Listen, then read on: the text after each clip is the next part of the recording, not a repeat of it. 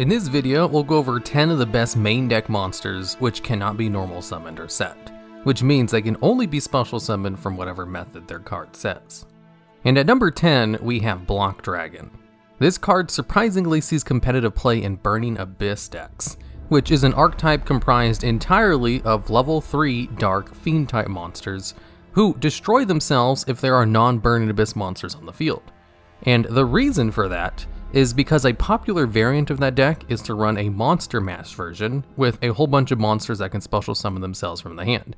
And a lot of the best level 3 monsters that can special summon themselves from the hand happen to be Earth attribute, as Block Dragon has this effect where it cannot be normal summoned or set and must be special summoned from either your hand or graveyard by banishing 3 Earth monsters from your hand or graveyard. And while it's on the field, Rock type monsters cannot be destroyed except by battle.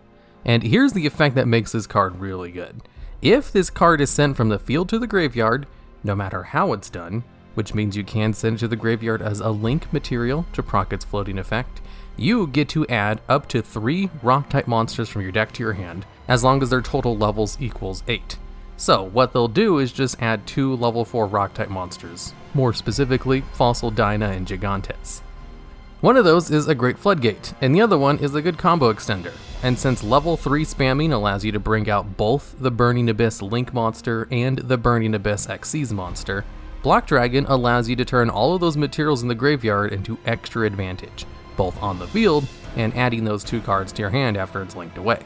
And I still find it kind of funny that a card which is obviously made to support rock type decks sees competitive success in a pretty fiend type focus deck. And at number 9, we have Infernoid Devyaty. Now, the entire Infernoid archetype cannot be normal summoned or set, well, except for Infernoid Decatron, which is why that card is the most played Infernoid monster of the archetype. But when it comes to all the other Infernoids, they are all about the same level of usefulness, as they all have this shared effect where they cannot be normal summoned or set, and can only be special summoned from your hand or graveyard by banishing a number of Infernoid monsters from your hand or graveyard, as long as the total levels and ranks of all of your effect monsters is 8 or lower on the field. And since Infernoid Devyaty has a level of 9, if it was on the field, for example, you wouldn't be able to bring out your other Infernoid monsters from the graveyard, since their total levels of monsters you control would be over 8. But, for example, if you controlled a level 7 Infernoid, you would be able to bring out Infernoid Devyaty because it doesn't matter how much more you go above 8, just as long as the total levels and ranks are under 8 when you wish to special summon the Infernoids. Although Infernoids regularly ignore this little mechanic due to a spell card called Void Imagination, which basically treats all of their Infernoid monsters as being level 1 on the field. All the Infernoids also have a secondary shared effect, where it's a quick effect that they contribute 1 monster in order to banish 1 card from your opponent's graveyard, in addition to each having their own special effect. So, all Infernoid monsters cannot be normal summoned or set, can special summon themselves from the graveyard by banishing a number of Infernoid monsters depicted on their card text. They all have a quick effect to tribute a card in order to banish a card from your opponent's graveyard, and then they all have a 4th effect on top of that. And Infernoid Devyaty requires 3 Infernoids for its summon, and when it's brought out, its 4th effect is to destroy all spell and trap cards on the field, which is pretty good. And its shared effect is actually different from all the others, where instead of banishing a card from your opponent's graveyard for tributing a monster, Devyaty can negate the effect of a monster and banish it instead, which is super useful against pretty much all meta decks, as modern YuGiOh is incredibly monster effect dominated. And since Infernoid decks can also just tribute your opponent's monsters in order to activate their effects, due to the effects of the field spell card Layer of Darkness, Infernoid decks have enjoyed a lot of competitive success as a rogue deck, since they can fill their graveyard up with a mountain of Infernoid monsters, since they can't be normal summoned or set, thanks to cards like Reasoning and Monster Gate. Nearly their entire archetype can special summon itself from the graveyard, they contribute their opponent's monsters in order to gain beneficial effects during either player's turn, and Devyaty can do this in order to negate monster effects, and banish that card, which is why I chose this card to represent the Infernoid main deck monsters for this list, since technically Infernoid Decatron doesn't fit the requirements of this list, otherwise I would have used him instead. And at number 8, we have Chaos Dragon Levianeer. This is a 3k beat stick which cannot be normal summoned or set, and must be special summoned from your hand by banishing a combination of 3 light and/or dark monsters from your graveyard. And then this card will gain an effect depending on which cards you banish for its summon. So if you only banish 3 light monsters, you get to special summon a monster from your graveyard. If you only banish 3 dark monsters, you get to return 1 random card from your opponent's hand back to their deck. And if you banished both light and dark monsters, you get to destroy 2 cards on the field. Now, all 3 of these effects are good, and which one you use really depends on the current game state. If it's the first turn, you definitely want to banish dark monsters so that you can disrupt your opponent's hand. If you want to go for combo plays, you definitely want to banish light monsters so you can get a card out of the graveyard. And if you want to pick apart your opponent's board, you definitely want to banish a combination of both so that you can destroy 2 cards. This card is so good at being a chaos monster that it basically power crept Chaos Sorcerer out of play, and to a lesser extent, Blackluster Soldier Envoy of the beginning as well. It's just so versatile in its effects, while also having 3 good effects to choose from depending on how you bring it out. It's no wonder this card sees a lot of competitive play in decks that can regularly send light and dark monsters to the graveyard, like Thunder Dragon decks for example. And at number 7, we have Eater of Millions.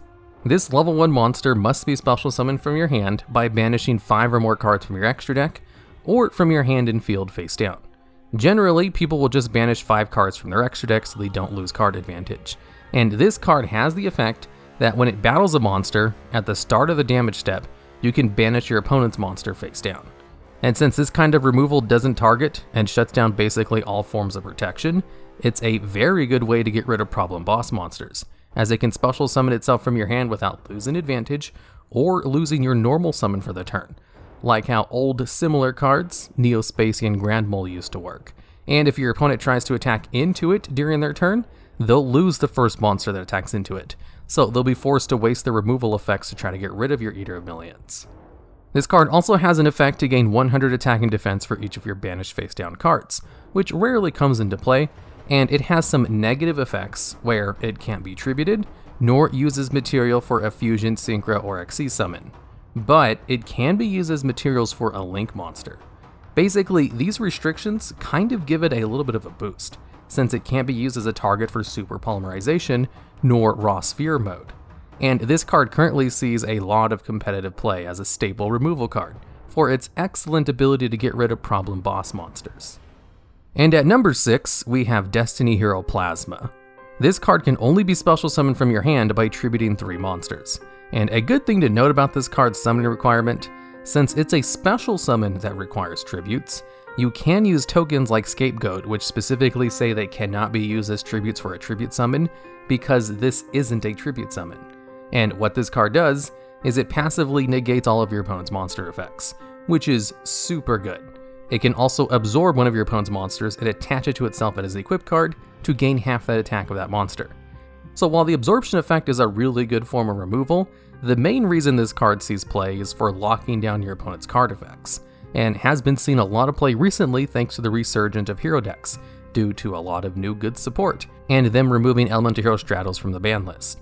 And if anything, Destiny Hero Plasma is now a staple card in hero decks, where in the past it was maybe a spicy tech choice. That one-sided effect negation is just really strong when a monster that can be brought out a lot easier with all of the summons heroes can bring out thanks to their Vision Hero support. And at number 5, we have Ultimate Conductor Tyranno. This card is basically the boss monster of the dinosaur type, and even made it to the list of my best monsters of all time. It cannot be normal summoned or set, which is a requirement for all the cards on this list, can only be special summoned from your hand by banishing 2 dinosaur type monsters from your graveyard. And then it has a whole host of effects. It can attack all of your opponent's monsters once each. If it attacks a defense position monster, you can send it to the graveyard without having a battle, and then inflict 1,000 points of burn damage to your opponent. And it has a quick effect, where it can destroy a monster on your side of the field or in your hand in order to flip all of your opponent's monsters face down. And this Book of Eclipse on legs can gain advantage from activating its effect, if you use it to destroy cards like Baby Ceratosaurus. And with the base stat line of 3,500 attack, being able to attack all of your opponent's monsters with such a high attack power value is pretty good. The fact that it's also easily searched out and brought out in dinosaur decks, while also having a really good quick effect, pushes this card into heavily played territory, and is one of the reasons dinosaur decks see competitive success. Although I should also mention Overtex Coatlicus, another dinosaur monster which cannot be normal summoned or set, and also sees a lot of play in dinosaur decks, though I chose Ultimate Conductor Tyranno for this spot on the list. In the same way, I only chose one card from the Infernoid archetype. I'd rather not have too many cards from the same archetype on lists, and Ultimate Conductor Tyranno is generally played alongside Overtex Coatlicus, even though they're both technically not part of an archetype and just general support for dinosaur type monsters. And at number 4, we have SPYRAL Sleeper. This is a monster which can only be special summoned from your hand by banishing 3 Spiral cards from your graveyard. And what this card does is, on a quick effect, you can target 1 Spiral card you control and up to 2 cards your opponent controls and then destroy them. Now, if you have SPYRAL Sleeper equipped with Spiral Gear Last Resort, then it can simply target itself as the Spiral card you control and then not destroy itself, thanks to Last Resort protecting it from destruction effects. So, essentially, if you use SPYRAL Sleeper correctly, you can just destroy 2 cards in your opponent's turn to disrupt plays, which is one of the best disruption quick effects on a main deck monster in the game. Even cards like Masterpiece could only destroy 1 card during your opponent's turn. And if you do manage to destroy this card, it will then destroy all other cards you control and then special summon a SPYRAL Super Agent from your hand or graveyard. So, not the best kind of floating effect in the world, but the archetype it's attached to is super good and can bring it out no problem, alongside a whole bunch of other really good Link monsters. And SPYRAL Sleeper is definitely a part of why Spiral decks were a tier 0 deck for a format. And at number 3, we have PSY-Framegear Gamma. This is a hand trap which cannot be normal summoned or set, and can only be special summoned by a card effect.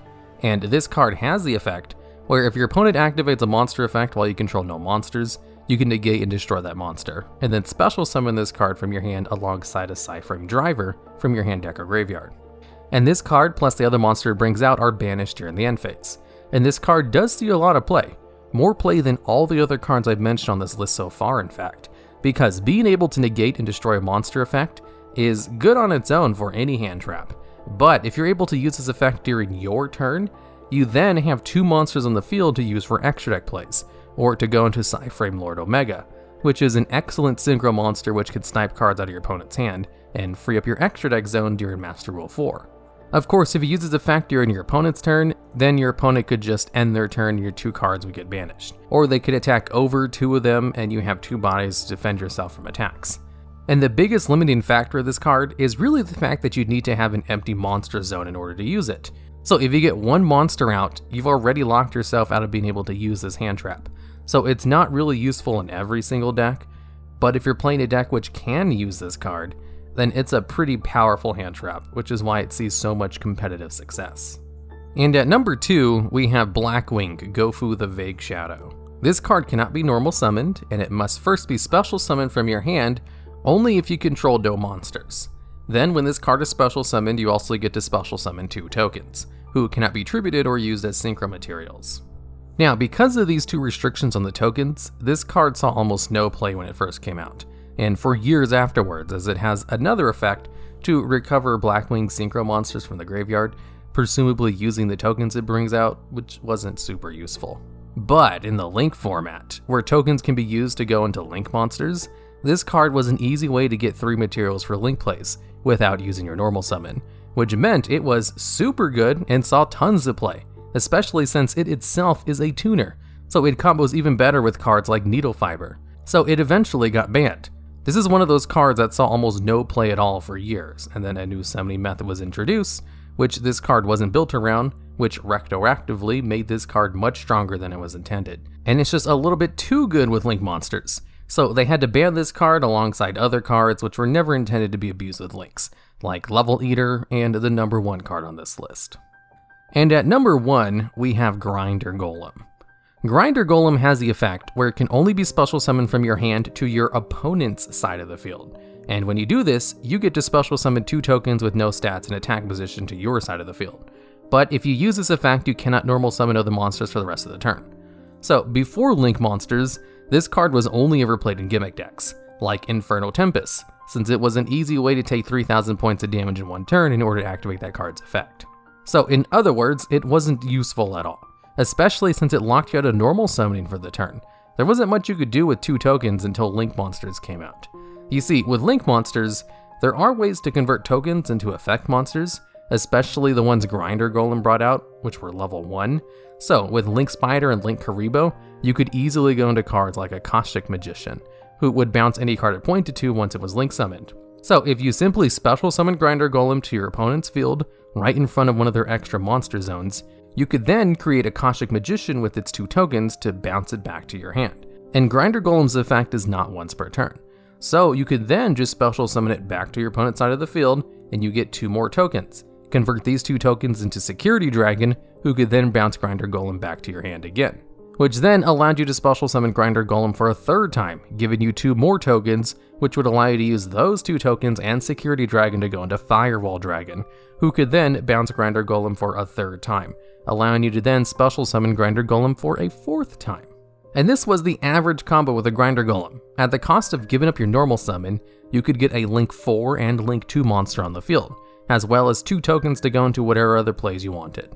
This is way more advantage than Gofu the Vague Shadow could give you. Although Gofu didn't take up your normal summon, so it was also super useful for its own reasons.